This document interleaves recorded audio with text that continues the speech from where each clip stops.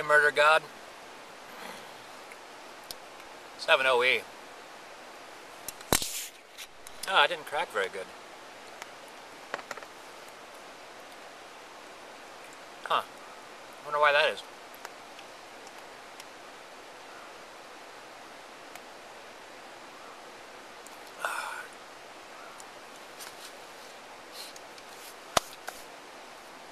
Let's have a dialogue, shall we? Got the most inexpensive chips you could buy. I know I shouldn't eat chips, but couldn't resist.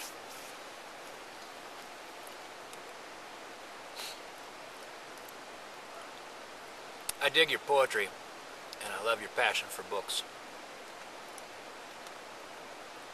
I think that there's so much in books and in poetry, and poetry for me is a little inaccessible.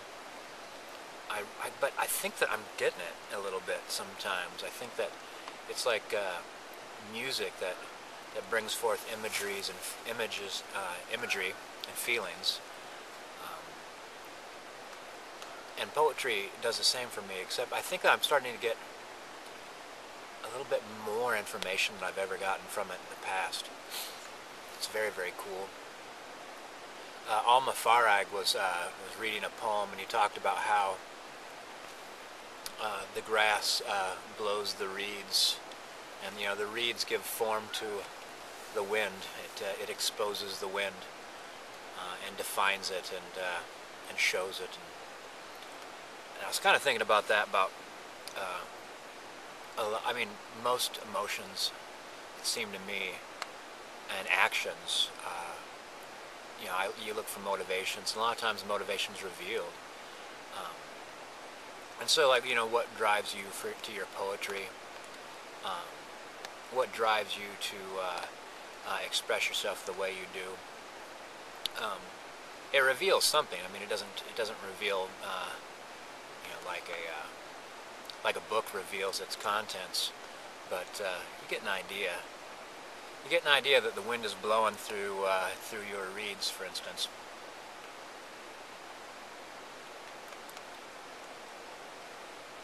Oh, there's so much to deal with in this life, is there not? And deal with it we must, in the best way we can. Sometimes in the only way we can. Some people's route towards coping strikes me as very, very unusual. One of my friends used to do seminars on self-harm, which was really interesting because I see people who harm themselves. Like people have scars running the length of their arm. Look like they've been doing it forever, and I didn't understand. I mean, that seems terrible. I mean, don't you want to stop? So I learned a lot about self-harm, and now when I see that, it means something completely different to me than it used to. It's like the cuts seemed to me, they were like revealing, they were showing me something, but I learned that they were showing me something else. It's interesting like that. You're like, no matter how, I'm turning 42 tomorrow, no matter how old I get, my ability to be mistaken astounds me. You almost get comfortable with it. You're like, yeah, I'm Earl.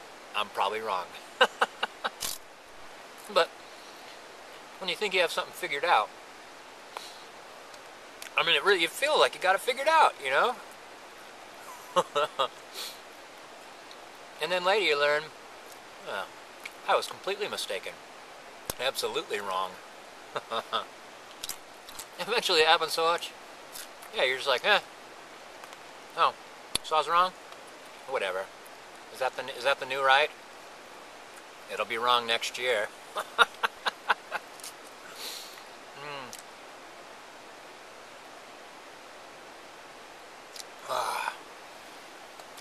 Oh, books. Let's talk about favorite bits out of books. Herman Hesse, The Glass Bead Game. at one point in time,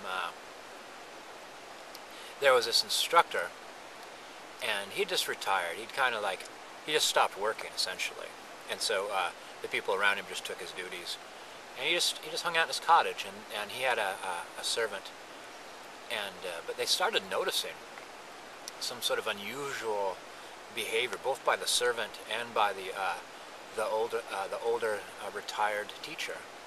He had like this glow, this peace that you could feel, and the effect on his the student assistant, who was just looking after him, make sure he had enough to eat and stuff like that. That guy almost became worshipful, and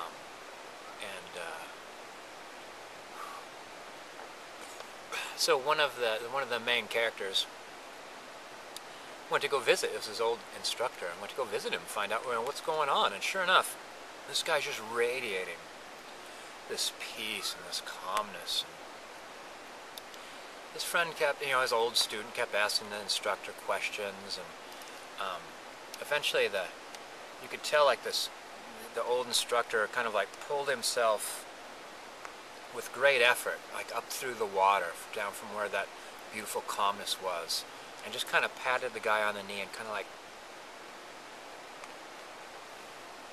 like you're just like, it was kind of like you're trying too hard, just, everything's fine, just accept and enjoy, and revel in the peace and revel in the calmness.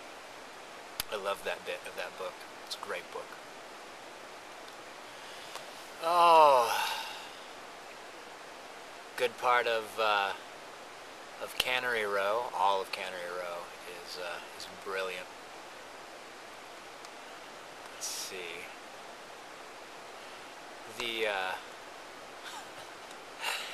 The successful party for Doc.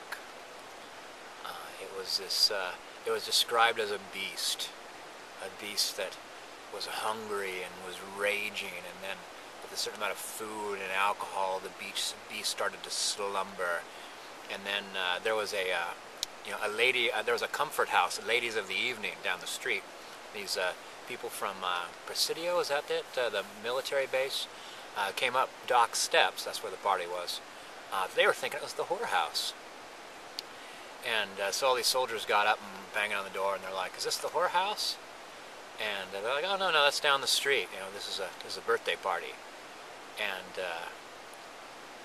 they were ladies of the evening, at the party. And one of the soldiers says, "Well, then what are them ladies?" And everyone's just kind of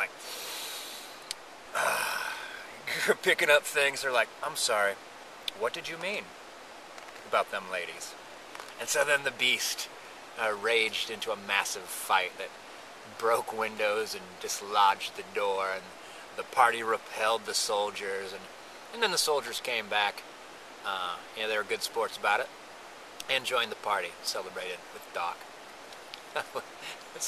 I love that story. I could read Cannery Row over and over and over.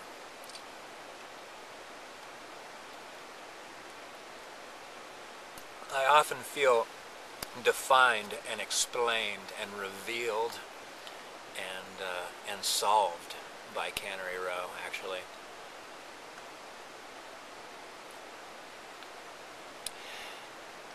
Oh, I don't remember which book, the Master and Commander series, the wonderful unfolding of the relationships of all the men involved with the Navy. But I especially liked, at one point in time, the doctor was trying to net fish by leaning out the window of the captain's quarters, and the captain stepped out for something, and he'd come back in and noticed that the room was empty and the window was open and the ship's fully at sail. And the captain doesn't shout an order, doesn't do anything. He just launches himself bodily out the window. And the doctor, when he had fallen into the water, had gotten his elbow and head caught in the hoop of the net he was using, and so he was going to drown, right off the bat. And because Jack responded instantly, saved his friend, and there they were, floating in the ocean. Um, the idea that this person cared so much that just prolong his friend's life. They were going to die together, but if he could prolong his friend's life, by a day, he'd do it. At sacrifice to himself. That was so beautiful. But they did not die. So you'd rest assured that they had many more wonderful adventures and many more expressions of each other's friendship as time goes on. And they always didn't get along. They quarreled. They had falling outs. But I think that with friends, I think that you look for like a handful of things, a small amount of attributes that you really, really want in a friend. And the rest of it, you just have to kind of ignore the rest of it, because we're human beings, which means we're terrible.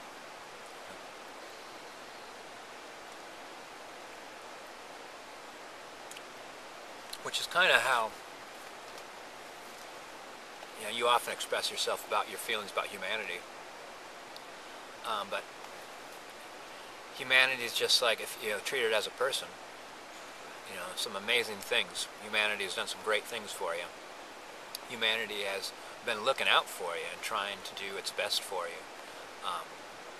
And then there's a whole lot of the other things you just kind of have to ignore a little bit, because we're animals trying to pretend to be something else. But man, I mean, you know what we could get up to. But it's so much better, I think, to focus on the wonderfulness, which is demonstrated, I feel, in and explained in these great books that we read, the work and the thought, and the kind of once again revealing nature, of the books. Really say so much about how great we are. I mean, that was one of the quotes from Cannery Row is, if you look through one peephole, one knothole of a fence, and you see these, murderers, thieves, cutthroats, and whatnot, and then you look through another hole and you see saints and angels and holy men, and it turns out they're the same people, just from different perspectives, different moments. Yeah, man, temperature's starting to drop. Maybe it's because I'm just starting to drink a 40 that my core temperature's starting to drop. I'll have to start a fire in a little bit, so we'll have a fire to look forward to a little bit later. So, Murder God, I hope you put some of your old stuff back up. I really enjoyed your poetry and your discussion about books. That's a great way to express yourself, your passion for books and your poetry. I find it helps me, and it sparks me for more exploring the books that you mentioned I want to check out, and the poetry that you create. I don't know, I feel like I'm starting to get the hang of it, like I said earlier. Like, poetry is starting to mean more to me than it ever has in my life. And so I'm looking forward to having to hear more of yours and get more into it just in general. So, all right. Less talking and more drinking. All right, buddy. Peace out.